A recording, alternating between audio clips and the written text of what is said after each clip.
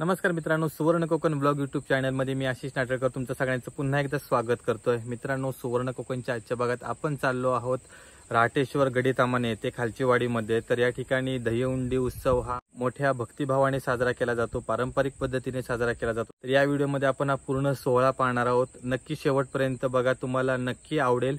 कारण मागच्या व्हिडिओमध्ये देखील आपण बघितलं असणार, अत्यंत भक्तिमय वातावरणामध्ये पारंपरिक पद्धतीने गोकुळ अष्टमीचा उत्सव साजरा केला होता। श्रीकृष्ण जन्माष्टमी साजरी केली होती। तर त्याच ठिकाणी आज दहीहंडीचा उत्सव आहे।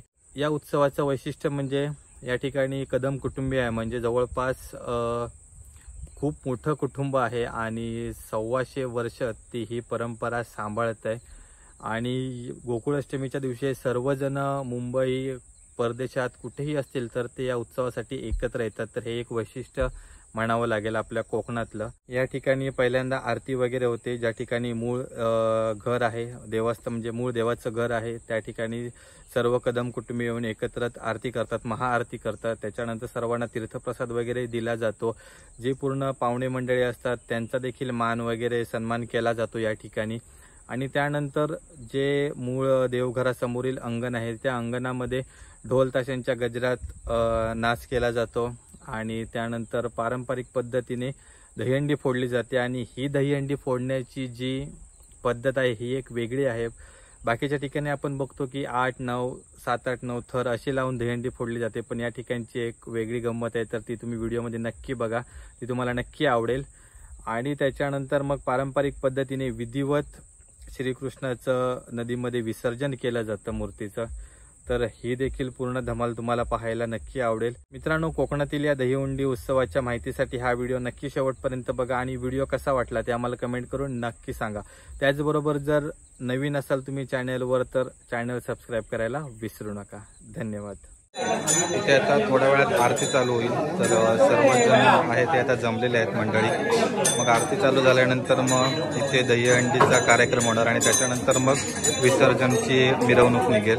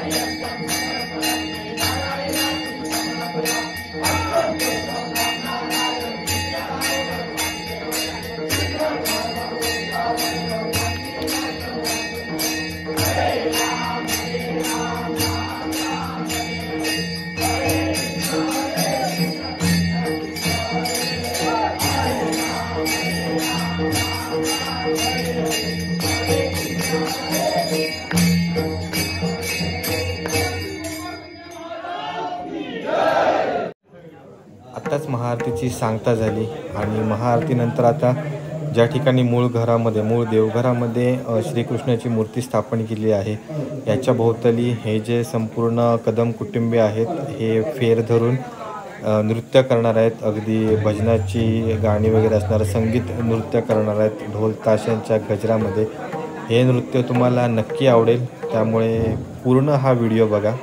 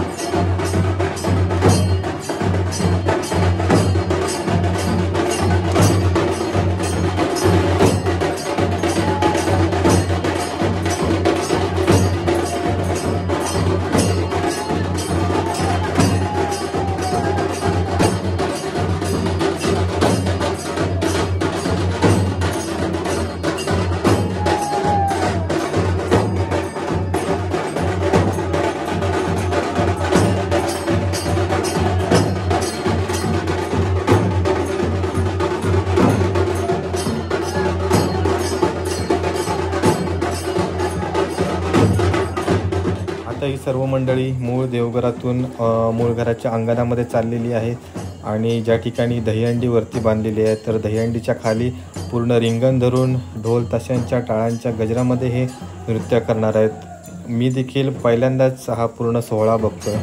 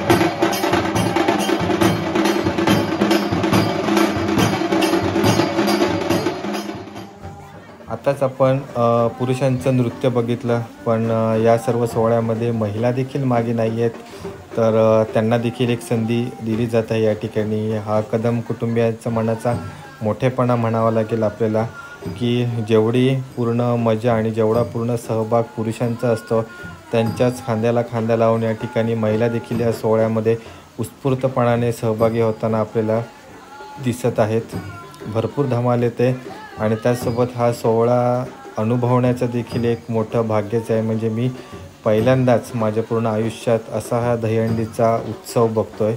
खरोखर खूप म्हणजे असं भक्तिमय वातावरण आहे, त्यासोबत पारंपरिकतेची जोड या पूर्ण सोहळ्याला लाभलेली आहे. त्यामुळे याच्यानंतरचाही जो भाग आहे म्हणजे दहीहंडी फोडण्याचा जो उत्सव आहे तो देखील नक्की बघा, कारण त्याच्यामध्ये एक वेगळी पद्धत, एक वेगळी परंपरा या ठिकाणी कदम कुटुंबीय जोपासताना आपल्याला बघायला मिळेल.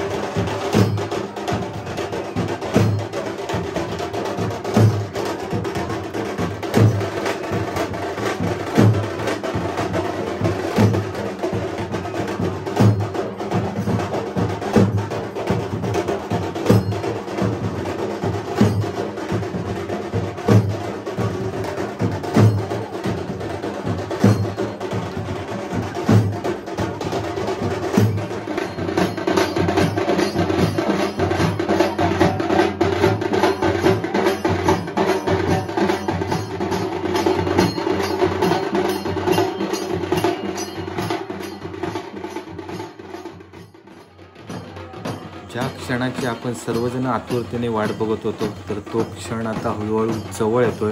आणि व्हिडिओमध्ये आपण सुरुवातीलाच बोललेलो की कदम कुटुंबीय हे एक वेगळी परंपरा जोपासत आहेत. इतर ठिकाणी आपण बघितलं तर सर्व बाळगोपाळ मिळून दहीहंडी फोडताना आपल्याला बघायला मिळतात, पण इथे कदम कुटुंबियांच्या मूळ देवघराच्या इथे स्वतः श्री कृष्ण अवतरले आहेत. त्यांच्यासोबत राधा देखील आहे. तर हे आता मिळून कोणत्या प्रकारे दहीहंडी फोडतायत हे तुम्ही नक्की बघा.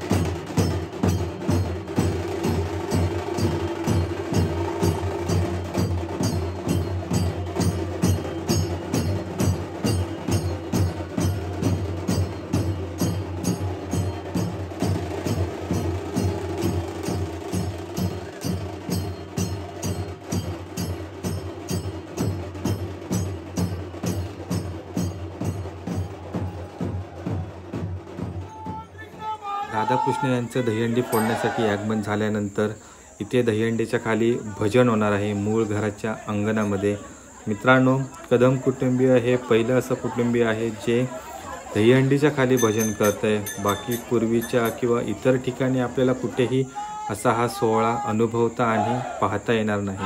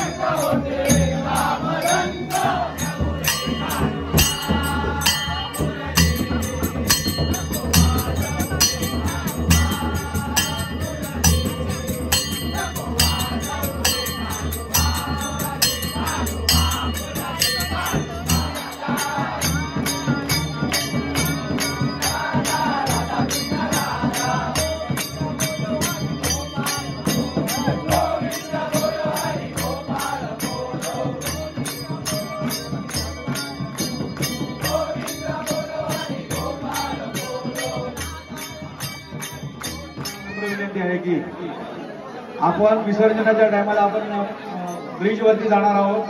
त्या ब्रिजच्या इथे गांजीर माशाचे 2-3 पोळे आहेत. तर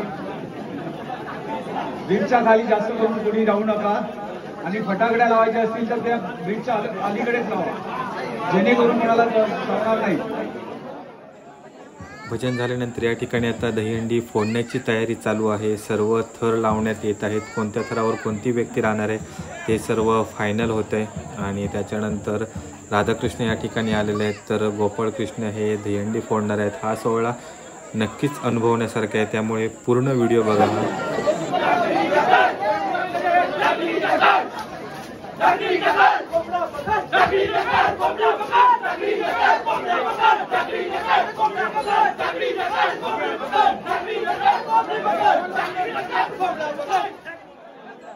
मित्रांनो, थोड्याच वेळात आता दहीहंडी फुटणार आहे आणि आपले श्रीकृष्ण तयार आहेत दहीहंडी फोडण्यासाठी. आणि त्यांच्यासाठीचे लागणारे थर या ठिकाणी एकावर एक चढतायत. कोणताही सराव नाही आहे, तरी देखील अतिशय शास्त्रशुद्ध पद्धतीने आणि सांभाळून या ठिकाणी थरावर थर चढवले जात आहेत. एकच उद्देश आहे की ही जी मानाची हंडी आहे, कदम कुटुंबियांची मानाची हंडी आहे, ही श्रीकृष्णांच्या हातून फुटावी, हे एकमेव ध्येय. त्यामुळे अतिशय सांभाळून या ठिकाणी दहीहंडीचे थर रचले जात आहेत. आणि इतर सर्व जे बांधव आहेत, जे भाऊ मंडळी आहेत, ते सर्व त्यांना सपोर्ट करत आहेत. अगदी उंचावर असल्यामुळे सर्वांचे हात एकदम वरती आहेत, कारण जर काही अपयश वगैरे आलं तर खाली झेलण्यासाठी त्यांना हात तयार आहेत. आणि अशा रीतीने 3 थर लागलेले आहेत. आणि थोड्याच वेळात आता मानाची हंडी आता फुटलेली आहे. अतिशय भक्तिमय आणि पारंपरिक वातावरणामध्ये कदम कुटुंबियांचा हा सण पूर्ण जल्लोषात साजरा होतो आहे. आणि मी या क्षणांचा एक साक्षीदार आहे. अतिशय भक्तिमय वातावरणाने मी पहिल्यांदा असा हा सोहळा अनुभवतो आहे. इतर ठिकाणी आपण जातो, 5, 6, 7 थरांच्या दहीहंड्या रचल्या जातात, पण हा जो पारंपरिक सण आहे, जो कोकणात आपल्या साजरा केला जातो, या सोहळ्याची एक मजा आणि धमाल वेगळीच आहे. अशा रीतीने कदम कुटुंबियांची मानाची हंडी फुटलेली आहे आणि सर्वजण भरपूर धमाल करत आहे. मित्रांनो, अजूनही कार्यक्रमाची सांगता झालेली नाही आहे. आता श्रीकृष्णांची विसर्जनाची पालखी निघेल, त्यांची मिरवणूक निघेल आणि त्याच्यानंतर इथे नदीवर विसर्जन केलं जाईल. तर ते देखील तुम्ही नक्की बघा.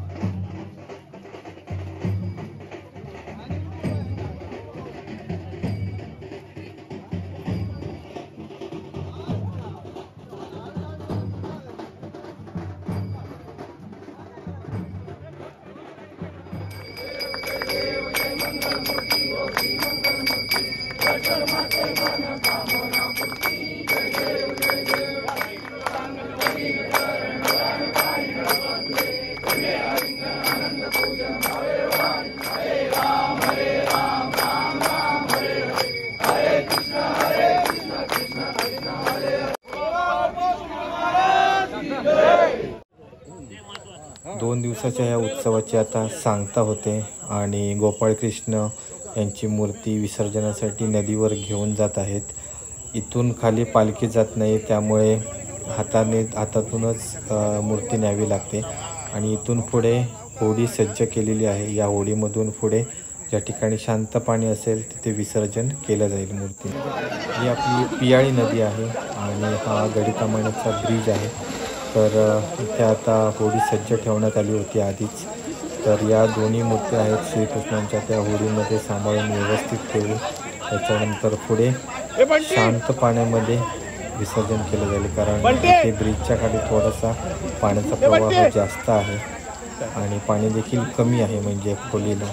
तर ज्या ठिकाणी व्यवस्थित असं पाणी असेल त्या ठिकाणीच विसर्जन केलं जाईल. मित्रांनो, कोकणातील हा गोकुळाष्टमीचा उत्सव तुम्हाला कसा वाटला ते आम्हाला कमेंट करून नक्की सांगा. त्याचबरोबर कदम कुटुंबीय हे गेली 125 वर्ष हा उत्सव अतिशय मोठ्या प्रमाणात भक्तिमय वातावरणात आणि पारंपरिक पद्धतीने साजरा करत आहेत. तर त्यांच्यासाठी देखील एक कमेंट नक्की होऊन देत. त्यांचा हा उत्सव तुम्हाला कसा वाटला ते देखील आम्हाला सांगा. जर तुम्ही सुवर्ण कोकण यूट्यूब चॅनलवर नवीन असाल तर आमचं चॅनल सबस्क्राईब करायला विसरू नका, कारण कोकणातील अशा प्रथा परंपरा सांभाळणारे व्हिडिओ आम्ही नक्कीच घेऊन येत राहू. त्याचबरोबर व्हिडिओला एक लाईक करा आणि या संपूर्ण कोकणातल्या ज्या आपल्या परंपरा आहेत त्या जास्तीत जास्त लोकांपर्यंत पोहोचवण्यासाठी हा व्हिडिओ जास्तीत जास्त शेअर करा. धन्यवाद. भक्तिमय वातावरणामध्ये विसर्जन झाल्यानंतर इथे प्रसाद वाटप होते. इथे येणाऱ्या जाणाऱ्या सर्व वाटसरूंना प्रसाद दिला जातो आहे. तर मित्रांनो, सुवर्ण कोकणच्या माध्यमातून आपण कोकणातील असेच व्हिडिओ नवनवीन घेऊन येत असतो. तर यापुढे देखील व्हिडिओ पाहण्यासाठी चॅनलला आजच सबस्क्राईब करा. तोपर्यंत काळजी घ्यावा आणि या कदम कुटुंबियांसारखे एकत्र राहा.